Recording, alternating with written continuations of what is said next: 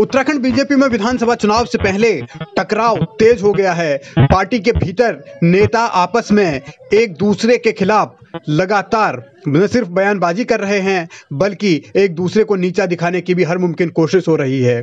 चुनाव में ज़्यादा वक्त नहीं है, लेकिन उससे पहले लैंसडाउन के विधायक दिलीप सिंह रावत ने मुख्यमंत्री पुष्कर सिंह धामी को एक खत लिखा है जिसमें उन्होंने खुले तौर पर भ्रष्टाचार की शिकायत की है और ये शिकायत किसी और की नहीं बल्कि हरक सिंह रावत की है। दिलीप सिंह रावत के मुताबिक लैंसडाउन विधानसभा क्षेत्र में जो भी काम वन विभाग के तहत हो रहे हैं वहाँ बड़े पैमाने पर भ्रष्टाचार हो रहा है और वन मंत्री भी आंख बंद करके बैठे हुए हैं। दिलीप सिंह रावत के इन आरोपों से पार्टी के भीतर सनसनी है और संगठन भी असहज महसूस कर रहा है। सरकार तो असहज महसूस कर ही रही है क्योंकि कुछ दिन पहले ही पुष्कर सिंह धामी ने हरक सिंह रावत को मनाया था, लेकिन हरक सिंह रावत के खिलाफ दिलीप सिंह रावत ने जो मोर्चा खोला है उसके कई सियासी मायने भी हैं और पार्टी के भीतर की अंदरूनी लड़ाई भी अब चौराहे पर आ गई है। दरअसल हरक सिंह रावत ने बीते दिनों लैंसडाउन विधानसभा सीट से चुनाव लड़ने की इच्छा जाहिर की थी, जिसके बाद हरक सिंह के खिलाफ अब लैंसडाउन के मौजूदा बीजेपी के विधायक दिलीप सिंह रावत हमलावर हो गए हैं। हालांकि दोनों के बीच लड़ाई लंबे समय से चल रही है,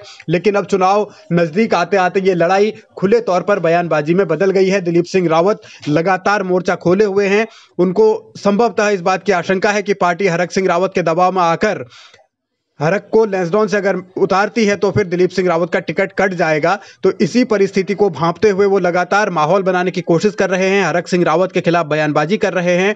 हालात इतने विकट है बीजेपी में और खास तौर पर दिलीप सिंह रावत लगातार चुनौतियां पेश कर रहे हैं। उन्होंने तो अपनी ही पार्टी के आला कमान को इशारों में भीष्म और द्रोण तक कह दिया है। द्रौपदी चीरहरण की संज्ञा हरक सिंह रावत प्रकरण को दी है, लेकिन चुप्पी कौन साधे हुए हैं, आखिर कौन लोग पाप के दोषी हैं, ये तमाम ऐसे सवाल हैं जो दिलीप सिंह रावत की ओर से पूछे गए हैं। तो जाहिर है कि पार्टी के भीतर एक असहजता तो होगी ही, सवाल बहुत सारे उठेंगे भी। लेकिन अगर ऐसी ही स्थिति रही तो विधानसभा चुनाव में बीजेपी कैसे एकजुट होने का दावा जो कर रही है वो दिखाई देगी, क्योंकि अगर विधायक अपने ही मंत्री के खिलाफ मोर्चा खोले हुए हैं या मंत्री की नज़र विधायक की सीट पर है तो बीजेपी के अनुशासन की धज्जियां भी उड़ रही हैं। बीजेपी की जो एक चुनावी रणनीति होती है उसकी भी धज्जियां उड़ रही हैं। अब सवाल इसी बात को लेकर है कि बीजेपी इन हालात से बाहर कैसे निकलेगी, कैसे हरक सिंह रावत और दिलीप सिंह रावत की लड़ाई को सुलझाया जाएगा। और दिलीप सिंह रावत ने अगर कोई खत लिखा है तो फिर क्या उसकी जांच होगी, और वन विभाग में अगर कहीं भ्रष्टाचार हो रहा है तो क्या हरक सिंह रावत पर